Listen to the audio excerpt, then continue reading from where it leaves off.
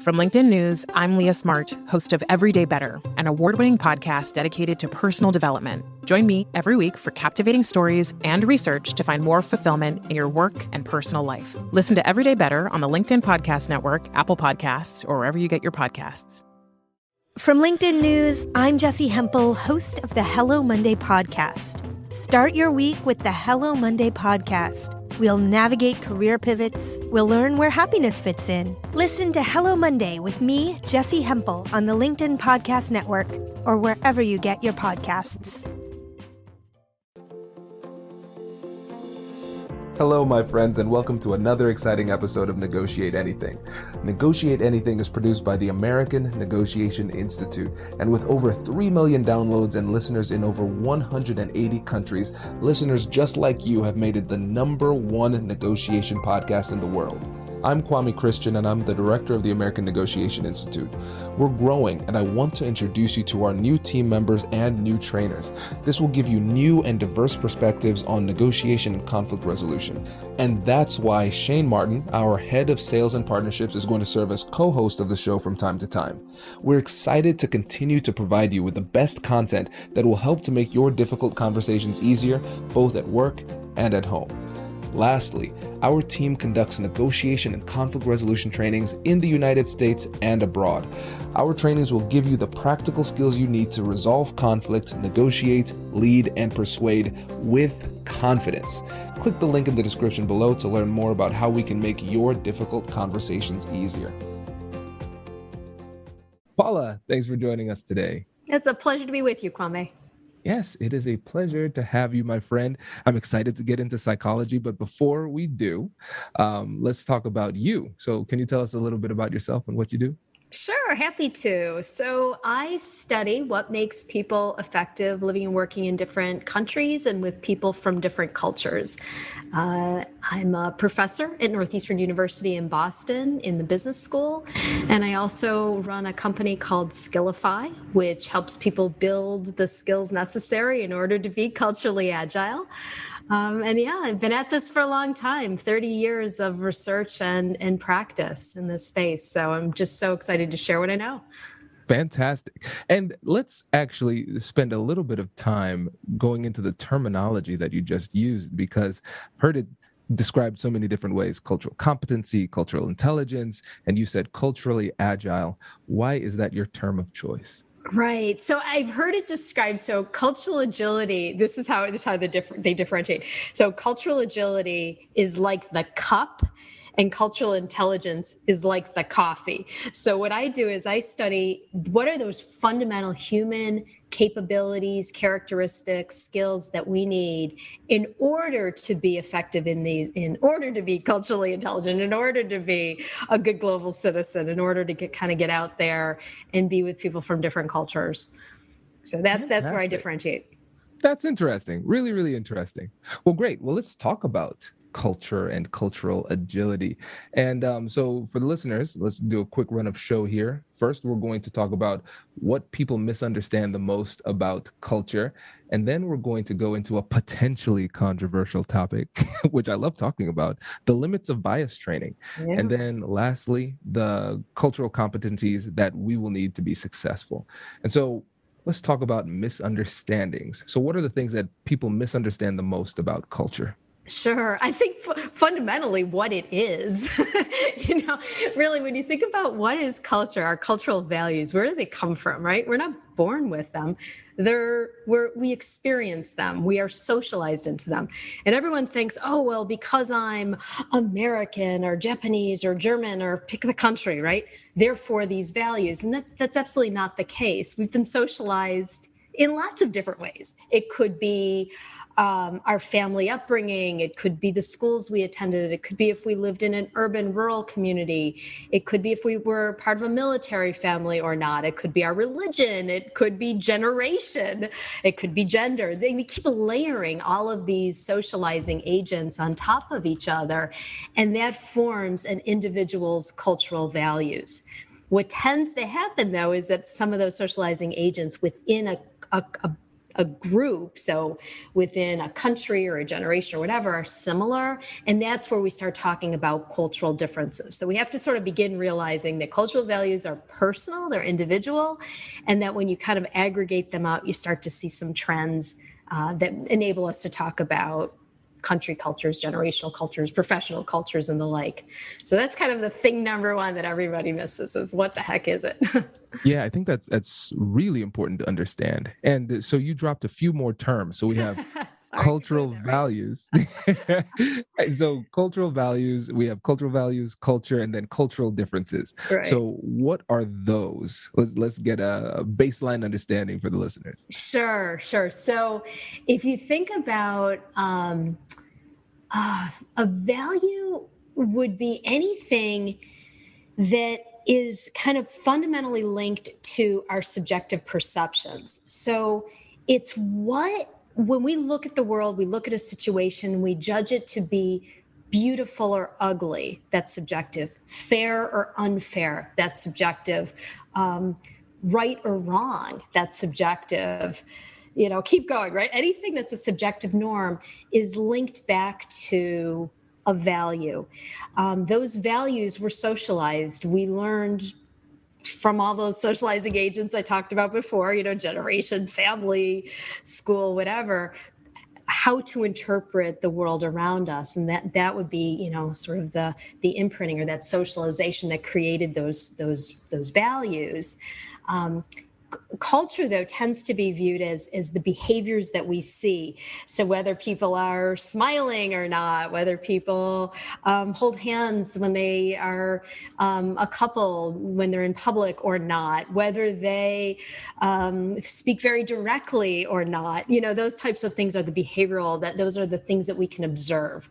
But it really kind of roots back to those underlying values.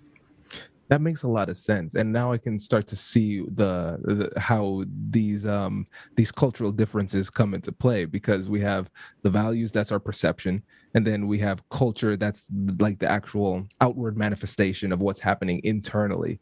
And then from there, when other people can perceive the differences in behavior, and we talk a little bit more and we start to recognize the differences in cultural values and perceptions, I think that's then when we get to cultural differences. Am I getting that right?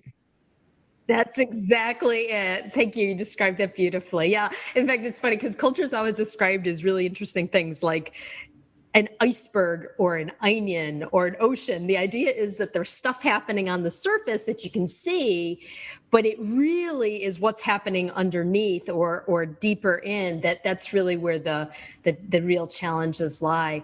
So it is kind of an interesting area to discuss, because most of us are still kind of skimming along the top of looking at the different behaviors, but then using our own values to interpret them. That's the problem. Exactly. That makes sense. I forget which book it was that I was reading, but they were, I think it was Jonathan Haidt talking about the moral foundations theory in The Righteous Mind, where people start to believe something is common sense. I don't even need to explain why I believe this or why this is right. Everybody knows this is the way it's supposed to be.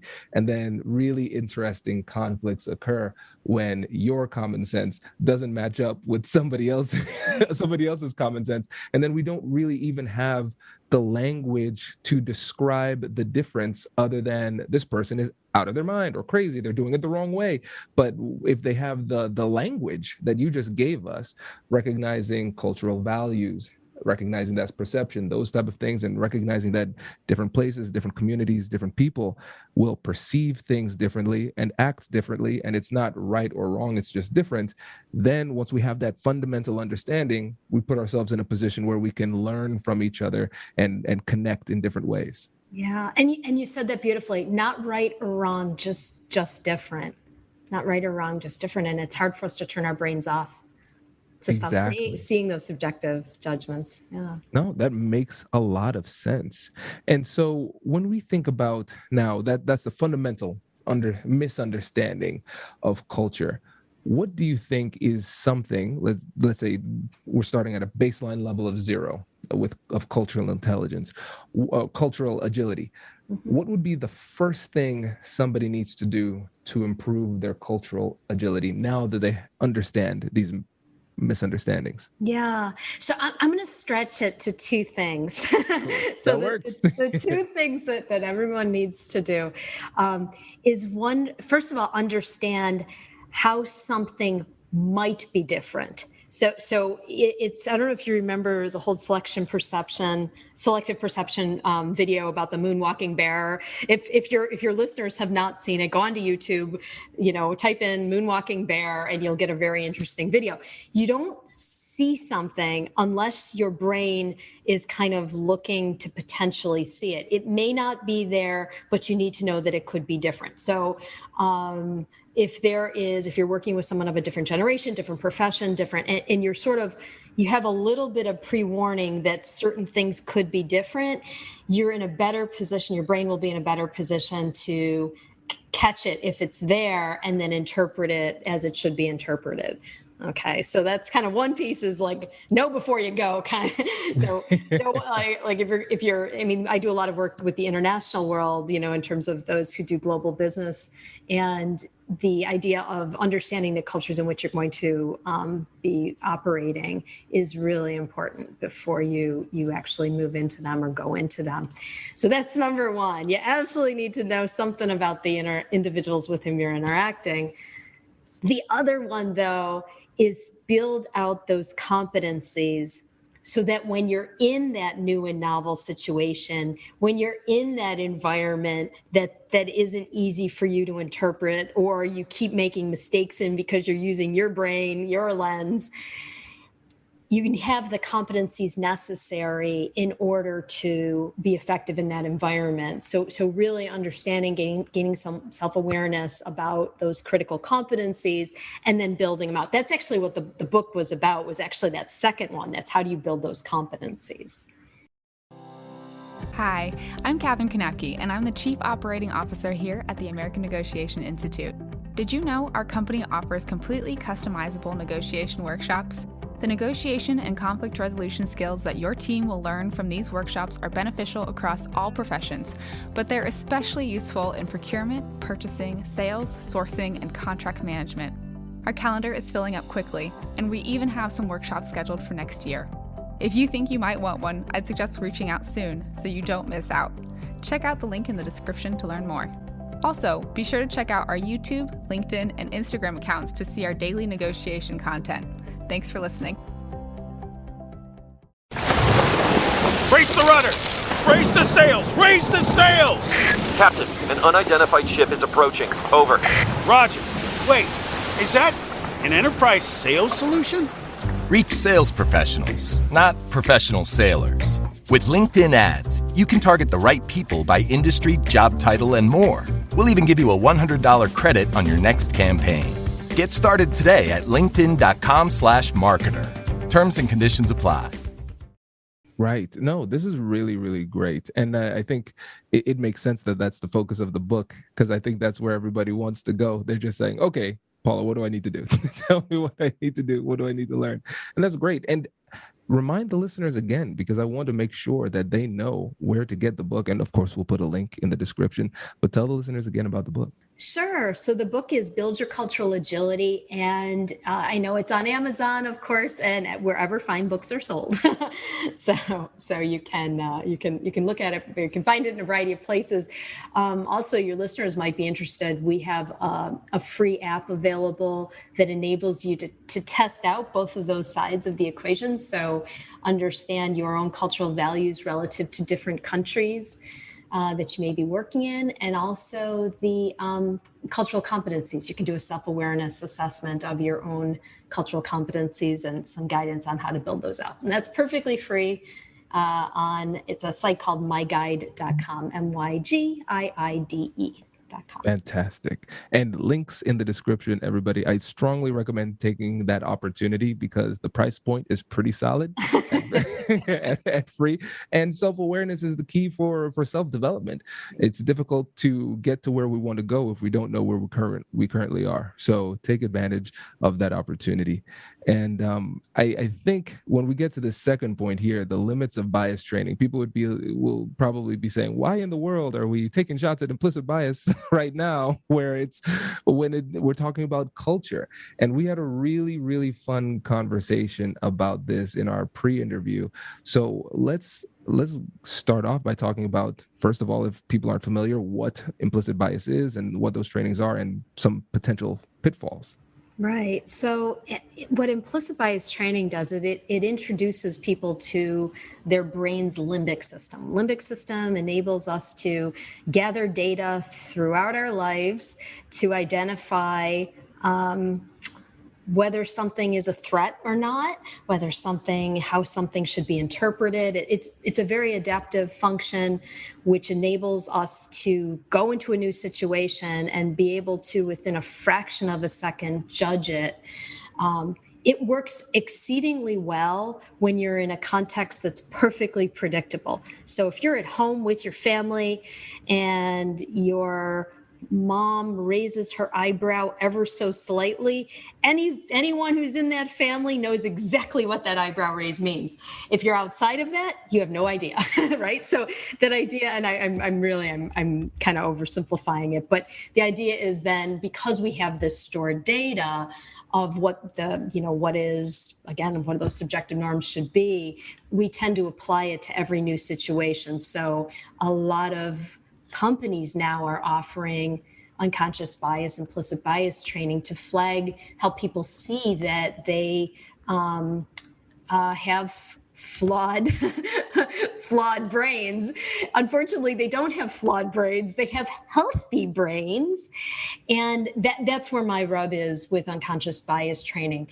Not that we're helping people understand the way their brains work. My fear, Kwame, is that by calling it bias, we are removing the one thing that helps people get comfortable with each other, and that is having authentic conversations. And it doesn't have to be about anything controversial. It could be, a shared interest in a sport, or what the fact that we both have teenagers, or both have elderly parents, or anything that binds us human to human. By calling this, by basically flagging to everyone that you own a bias, that you have a bias, you sort of withhold that desire to have those natural conversations. So I'm out there saying, no, wrong. We're putting our energy in the wrong spot. Please stop the bias training and start the conversational skill training. That would be exactly, because the connection that comes from conversation is exactly what we need to learn from each other and become more comfortable with each other. And when you think about the mere exposure effect, for example, just repeated interactions with a stimulus, and in this case, the stimulus is a person, it makes you more familiar and it seems less threatening. And so what we're saying, listeners, is not that it's like knowledge of implicit bias is bad. It's good to know how your brain works. That's really important. Very much but so. Dwelling on differences and dwelling on the mistakes that you can make is problematic, because, like you said, Paula, the bias comes from the limbic system, which has the amygdala, which triggers that fear response. And so now we're focusing on all the ways that we can make mistakes, which prevents us from meaningfully and authentically engaging with people, because we're afraid of offending people. And so because I do implicit bias training, I do them. People ask me to do them, but I always include this, because it's like I will touch lightly on the psychology. I will let you know what is happening, but then I'm going to talk about how you can use these conversations to create connections and really encourage them to have these conversations, because if you dwell too much on the negative, it actually could do more harm than good. Yeah, I wish we would have labeled it unconscious awareness training instead of unconscious bias. It's something about that phrase bias that has stopped people in their tracks in terms of wanting to engage, and that's as you know, it's problematic. So yeah. Yeah, We've got some work to do. we do.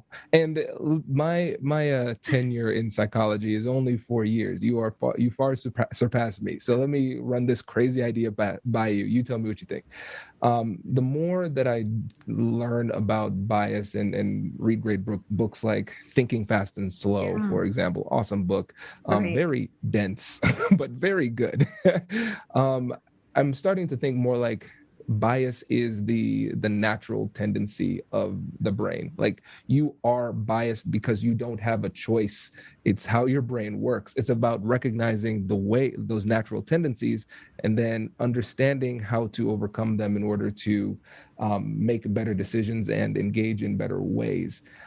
What do you think about that? And feel free, Paula, to tell me that I am completely wrong.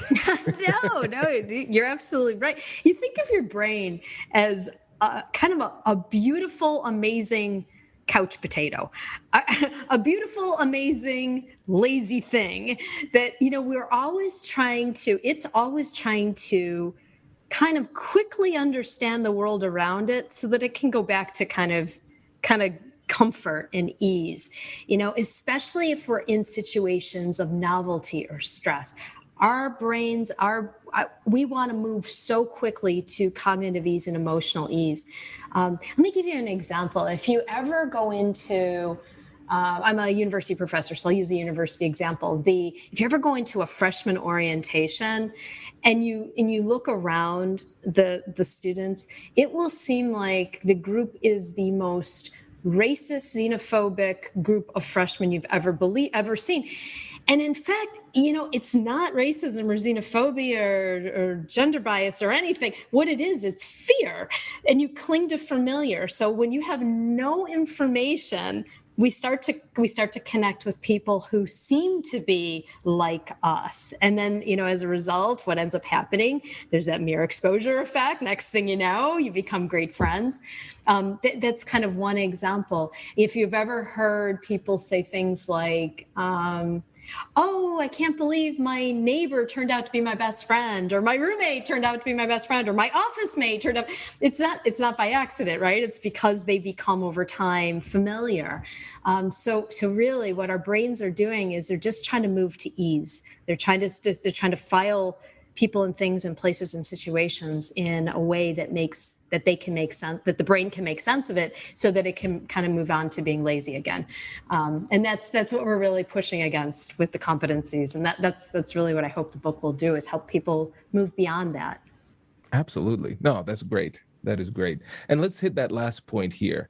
Now, talking about those competencies, what are the competencies that we need to be successful in the professional world? Yeah. So if you think about cultural agility competencies, it's always really good to think about them in these 3 buckets. So bucket number 1 is self-competencies, self-management competencies. Bucket number 2 is relationship management competencies. And bucket number 3 is task management competencies. So when you think about self, it's how do I walk into a situation of novelty, whether different generation, different profession, new organization, new school, new company, pick the it, right? So you walk into a setting where you're now aware, because you did the, step 1, right? You're now aware that your brain isn't going to be able to interpret things particularly well. So self-management competencies enables that couch potato brain to comfortably go into that situation and linger in the ambiguity longer, without needing to sort of quickly interpret it and identify it and label it and define it and, whatever. So the idea of those self-management competencies, things like tolerance of ambiguity, resilience, curiosity, the idea that, hey, I'm not exactly sure what's going on here. I can't quite fully predict people's behaviors here. So I'm going to start asking questions. I'm going to connect in a way that I can start interpreting it. And the belief that, hey, you're probably going to get it wrong and you need to bounce back from it. So that's self-management. Relationship management are things like humility, perspective taking, the ability to foster those relationships. So critical. Humility in particular, the idea that you can walk into a new setting and recognize, hey, you know what? I might be really good at what I do, but I don't know how to do that here. And that's that humility. So the relationships will help you build that skill. And the last one are those task management competencies. So it's, when do you adapt? When do you try to hold a standard in the face of a difference? And when do you try to create a whole new set of a whole new way of doing things? Very interesting. And now we're talking about competencies as a skill, right? Something that you can develop. Sort of. Okay. Each of these competencies, I joke around. It's kind of like I'm Italian American, and it's kind of like my mom's sauce recipe. My mom gave her same sauce recipe to all 5 of her children, and if you taste our sauce, it all tastes differently. We have the exact same building blocks, exact same ingredients, but it all comes out a little differently. Competencies work the same way. So in some ways, it's kind of a combo. We know what the ingredients are, but that nurture-nature mix varies from person to person. So each competency will have, I don't want to make this overly complicated, but each competency has a portion that's a bit hardwired because of the way our bodies handle serotonin and dopamine and the like. And then each competency has a set of skills that can be gained and experiences that can help kind of enhance those skills and some combination effects. So each one of these competencies has a bit of a recipe, but very specific ways that they can be built. So at the headline level, yes, it's a skill. Everybody can get out there and practice them and be great at them. At the little more granular level, but there's variance. Okay, that's what I was thinking, because I was just reviewing my notes for the book, What Your Brain Wants and Why You Should Do the Opposite. and one of the things that the author said was just an example of different personality characteristics. They said that different people have different levels of craving certitude. Right? Some people want certainty more so than others. And the people who want certainty are the people who are less likely to try new things, right, meet new people, because that's different. I don't like the way that feels. But other people are more intellectually curious. Right. And so then they're going to probably be more adept in acquiring these skills because of that natural personality tendency. Right. Yeah. So if you think about that, that's linked to the way our bodies handle dopamine. So if you think about, those who are, really thrill seekers, they can bungee jump off of high buildings or however one bungee jumps. You can go, you can do these crazy travels without a map. You can do all these really insane things. And it doesn't even make them nervous or anxious. You can get other people who just very naturally, just trying a new food makes them nervous. So that then bubbles up to what they're willing to try and do. And what that ends up bubbling up to, if you almost think about this as building blocks, the expressed personality traits of things like extroversion, your comfort being with people who are new, openness to experience, openness to people, so things like that. So again, similar to the competencies in the book, there's these building blocks for dispositional traits as well.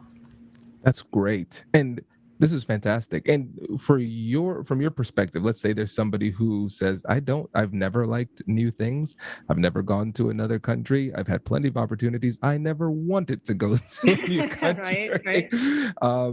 For people like that who now recognize that we are in a multi-generational, multicultural workplace, and they still want to be effective and respectful to the people around them, what specific approach would you suggest that they use to start to increase their cultural agility?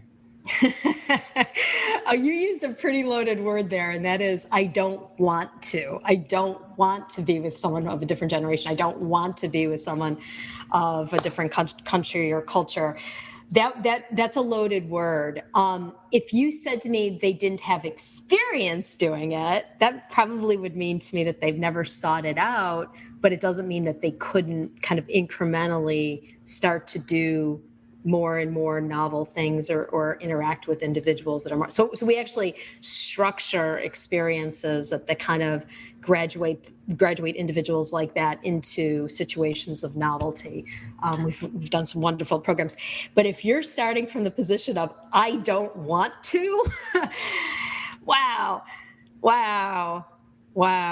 The best thing you could do there, and like every now and then we run into situations in companies where, because of someone's expertise, they absolutely have to be the one that goes into an international situation, and they very firmly say, this isn't for me. What we do for those individuals is we structure lots of support around that individual, so he or she basically can free up the kind of the brain's bandwidth to technically do what needs to be done. So we'll just make sure they have a coach involved. We'll make sure that the places where they're staying look familiar, that foods are familiar. I mean, it's really you are like kind of working with someone who, if you put them in too much novelty, they'll shut down. So you do have to be a little bit careful. But that word "want" is really important, that volition. Absolutely. No, this is great. Really, really helpful. And before you go, can you tell the listeners about the website with the app, the book, and how they could work with you? Sure. Yeah. So we were really fortunate in that we were able to start a company called Skiilify with an angel investor who basically believes in cultural agility and really was pushing it out there in terms of wanting to make sure it was available to the public. So this company, Skiilify, was set up as a public benefit corporation.